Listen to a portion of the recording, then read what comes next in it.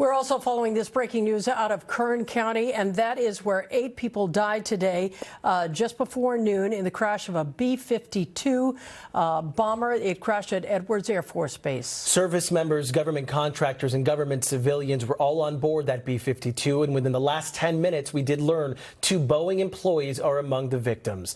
NBC4's Keenan Willard joining us live now from outside the base with more on what we learned about those on board. Keenan. Yeah, Jonathan, we're learning a lot as we go into the evening hours after this fiery crash here at Edwards Air Force Base. Now, we know that it's going to be a process before there's going to be any cause of the crash that's released. It could potentially take months, and we're continuing to learn more about the people who actually were on board during this fiery crash. Today, Edwards Air Force Base experienced a horrible tragedy, and we lost 8 great Americans.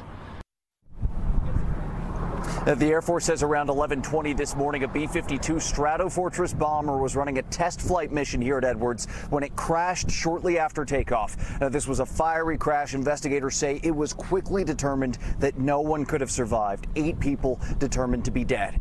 In the last 2 hours, the Air Force said on board were a mix of military personnel, government civilians, and military contractors. And as we said, in the last 10 minutes, the airport parts manufacturer Boeing came out and said that 2 of its employees are among the deceased. The company is now working to support their family members. Now, the Air Force says this mission was part of a program to modernize the radar systems on the B-52, which is a long-range bomber that's been used by the Air Force since the 1950s. The Air Force says they don't know the cause of this crash yet, and that won't be released for some time. First, a safety review board will investigate for the next 30 days, and then a separate board could take up to 6 months to release their findings.